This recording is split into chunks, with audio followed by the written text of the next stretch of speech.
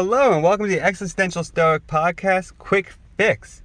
And today we're going to talk about how to develop self-confidence. I am Danny. I'm here with Randy. Hey, Danny. Hey, Randy.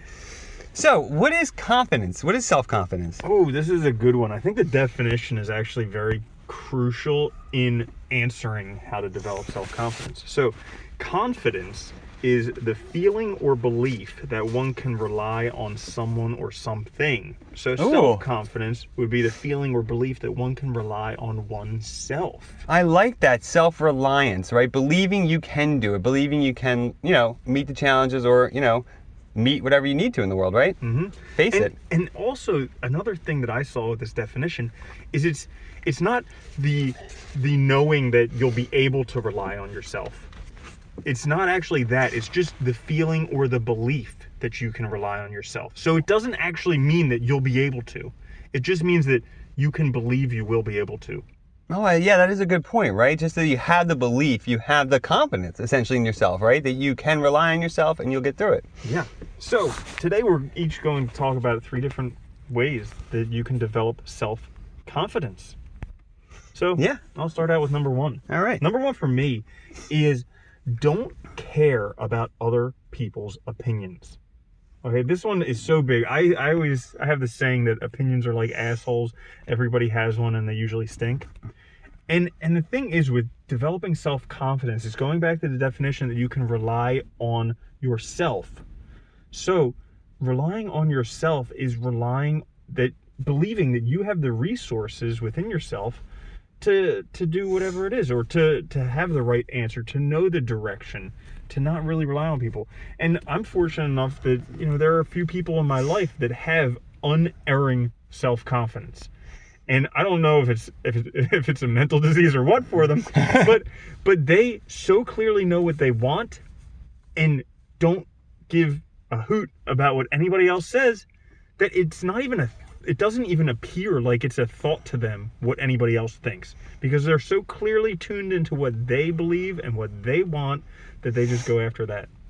Yeah, I like that. And it is critical. I think, actually, for my number 1 too, I have creating a self. And I guess what I meant by this was actually defining yourself for yourself, not letting anyone else define you. Because self-confidence is really that belief that you know yourself. I think that you can rely on yourself comes from knowing yourself. It comes from being comfortable with yourself. And I think to develop that comfort, you have to ignore the externals, ignore other people, because they're just people. You can do everything anybody else can do, I think. I think that is absolutely true. And that belief will generate confidence. Mm-hmm. It keeps you aware that we're all people. I mean, we all can do this. Mm-hmm. Yeah, so knowing yourself, yeah. Definitely.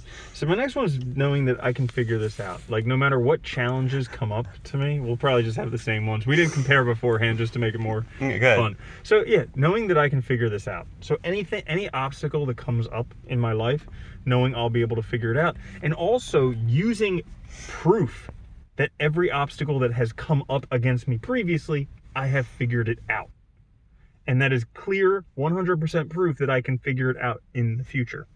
So that gives self-confidence. So number 2, and I believe you have the power to meet the challenges of everyday life. Bingo. Because you do. Mm-hmm. And it's funny. At my worst moments in my life, moving forward is always about just getting something done and showing myself again that I can do it. Because you can prove to yourself that you can do it by doing it. And also, like Randy said, by looking back at what you've already accomplished and overcome. Because we've all overcome something to get here. No matter what fear, no matter what challenge you may face, you can do it. And you have examples of doing it in your own life. Rely on them to build your confidence in yourself, in your reliance. You are reliable when you look at it that way. Yeah, it's proof. So my last one is that in the end, it's my life and I have to be able to sleep with myself every day. And so, this has come up. I think that through life, you learn lessons eventually. So, like, when I was younger, I always kind of tried to do stuff to please my parents. And it put me in a place where I was living a life that was very gratifying for them, but it wasn't the life that I wanted to live, and I quite frankly hated it. And so being able to, on one hand, love and respect them and their opinions, but on the other hand, be able to say, no, this is the life that's true to me. This is the life that I want to live. And this is the life that's important for me to live, and be able to pursue that. I like that one. That's important. Yeah, you know, for my final one, I had acceptance. And what I meant by this is, you know, look, at the end of the day, if you want to be self-reliant, you have to accept yourself fully. And I think part of this is like what you said, right? You can live for others, or you can live for yourself. And honestly, there is a lot of, it's very self-empowering to start using your no. And saying no to people, and saying no to obligations, and saying no to the world when it's not in your interest, when it's not what you want. Because really, I think people think sometimes that self-confidence is just this thing that people have. But I don't think it is. I think it's being active in the world. It's really embracing your power. It's doing. And when you realize you can do it, you realize you don't need anything else. You don't need anyone else. You can rely on yourself. It's very easy, but part of that is accepting yourself. It's accepting failure. It's accepting your folly. It's accepting all of this stuff as part of who you are, and not focusing on it as negative or as bad or whatever, because all of that can be used as part of your character and full self-expression, right? It can become part of your total life, and then you can rely on yourself fully because you know what you're capable of. Yeah, I really like that acceptance of both your flaws and also the good things about you, but definitely accepting it and loving it, because that way you're able to move forward with all of yourself, and you're not embarrassed of these things or trying to cover them up.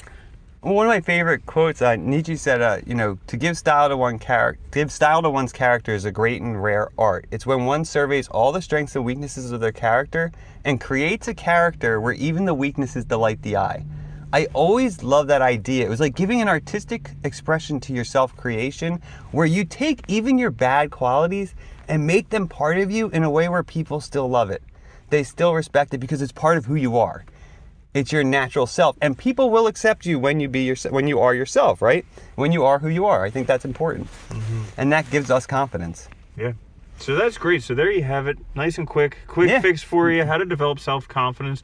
Just get started. Put some stuff into practice. Absolutely. Do it now and start relying on yourself, right? And we'll be coming back to you every week with a new quick fix. Thank you for listening. Make sure you subscribe, like, share, do all that stuff. All right. Later, Danny. All right. Later, Randy.